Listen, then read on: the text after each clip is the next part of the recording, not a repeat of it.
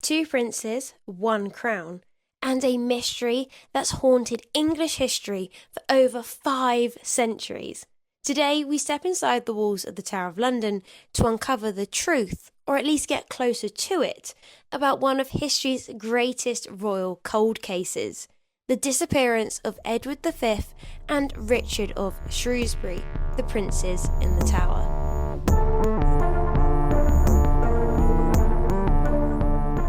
Hello everybody and welcome to Hannah's Royal Mysteries. On this channel we will explore cold cases, a bit of true crime, scandals, hauntings and of course, royal mysteries. So let's set the scene. It's the spring of 1483. England is still recovering from the chaos of the Wars of the Roses, a brutal civil war between the two rival branches of the royal house of Plantagenet, Lancaster and York. King Edward IV of the Yorkist line has ruled for 12 years. He's a strong, charismatic king who won the throne through battle and political manoeuvring. And then he just dies at the age of 40. His sudden death throws the country into uncertainty. But he does have an heir, his 12-year-old son, Edward, the Prince of Wales. The boy is proclaimed King Edward V, but he's too young to rule on his own. And so, in accordance with his father's will, a protector is appointed. That protector is his uncle, Richard, Duke of Gloucester. Richard is a battle-hardened, intelligent, and deeply ambitious man. Initially, he appears to act in the boy king's interest. Edward V is escorted to London from Ludlow Castle, where he had been living, and taken to the Tower of London, which was traditionally used to house monarchs before their coronation. Soon he is joined there by his younger brother Richard Shrewsbury, Duke of York. And then the slow unravelling begins. The boy's public appearances become fewer and fewer. Rumours begin to spread, and by late summer, the whispers have grown louder.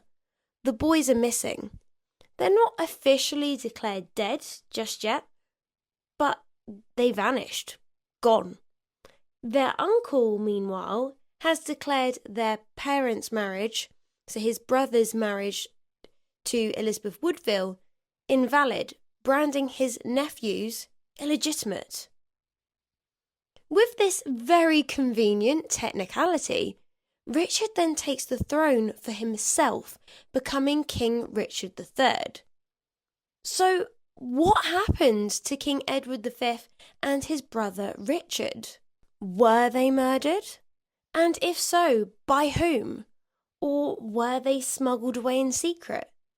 These questions have echoed through history. Let's start with the most widely accepted theory, that the princes were murdered on the orders of King Richard III. Ricardians, don't come at me, it is what it is at the end of the day. Richard had both motive and opportunity. As long as the boys lived, they were a threat to Richard's reign.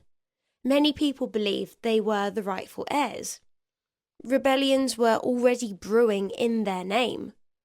According to this theory, sometime in the late summer of 1483, the princes were quietly killed within the tower. The chronicler Thomas More, writing several decades later, so not 100% reliable, claimed that the boys were smothered with pillows in their sleep by agents of Richard III. Thomas More had access to the Tudor court and its narratives, so his account could reflect the pro-Tudor and anti-Richard bias of the time, and to be honest, it most certainly did. But it's also one of the most detailed descriptions we have. So there is still no concrete proof. No arrest, no trial, no confession, nothing. In fact, Richard III never even acknowledged the boys' deaths, nor did he produce their bodies. And this is where the story shifts from political coup to chilling mystery. If Richard did kill them or have them killed, Why not make it public? Declare them dead, ends the speculation, secure the crown. Instead, he remained silent, and that silence left a void, one that was filled with rumour, rebellion, and eventually retribution.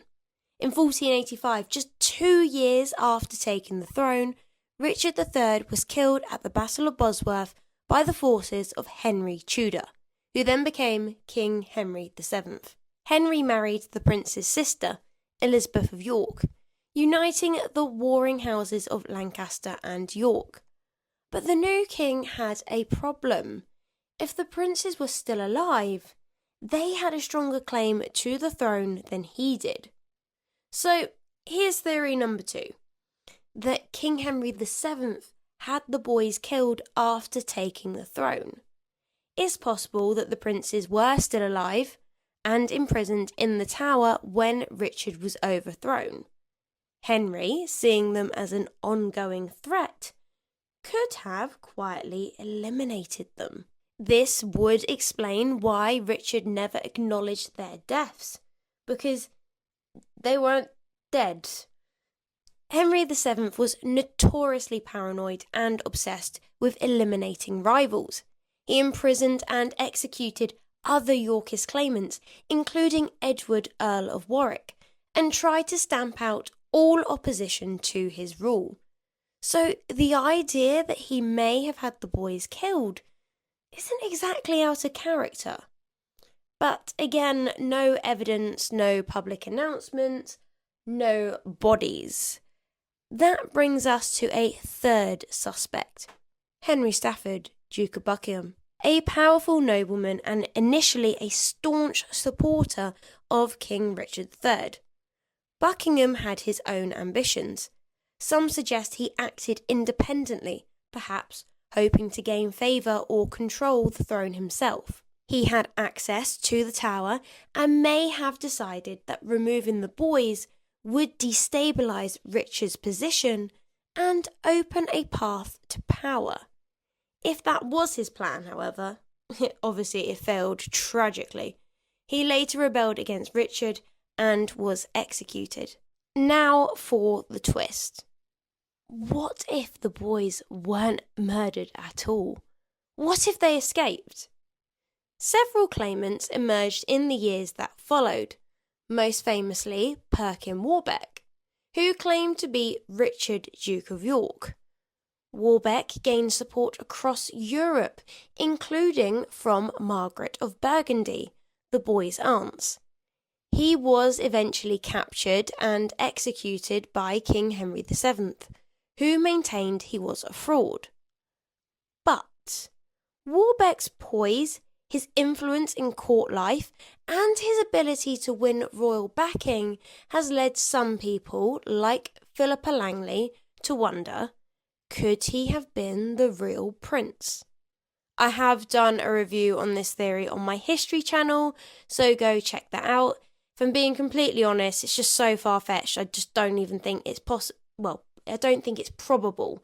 It is possible, but I don't think it's probable. In 1674, nearly 200 years later, workers at the Tower of London uncovered a wooden chest beneath a staircase. Inside were the bones of 2 children. King Charles II ordered them to be buried in Westminster Abbey in an urn, under the assumption that they were indeed the lost princes. In 1933, the bones were examined. The conclusion? The skeletons were consistent with 2 boys around the right ages. But the analysis was basic by today's standards. There was no DNA testing, no forensic reconstruction. To this day, the British monarchy has refused requests to exhume the remains for modern testing. Why? Is it simply tradition and respect for the dead? Or is there a deeper reason not to confirm the truth? As with so many royal scandals, what we have is a tangle of silence, rumour, and political convenience. What we do know is this: Edward V and Richard of Shrewsbury were the legitimate heirs to the throne. They entered the Tower of London in 1483, and they were never seen again. Whether they were murdered by their uncle, quietly eliminated by a new regime, or removed and hidden in secret, the fate of the princes remains a chilling reflection of the brutal politics of the time. It's easy to romanticise royalty, but the story of the princes in the Tower reminds us behind the jewels and pageantry lies ambition, betrayal, and sometimes unspeakable crime. And in this case, history has no verdict, only shadows in the Tower. What do you think happened to Edward and Richard? Were they murdered, escaped, silenced by someone else entirely? Share your thoughts below, and don't forget to subscribe to Hannah's Royal Mysteries for more historic, I say true crime, it is true crime, but we do other bits as well, like hauntings and scandal and all the other stuff. But yeah, subscribe to the channel for more scandal from behind the palace walls. And don't forget, if you enjoyed this video, then please leave a like, subscribe to the channel if you haven't already, and if you want more history videos, then why not check out my sister channel, Hannah's Royal History, for your history fix. But until the next one, guys, have a wonderful day. Bye!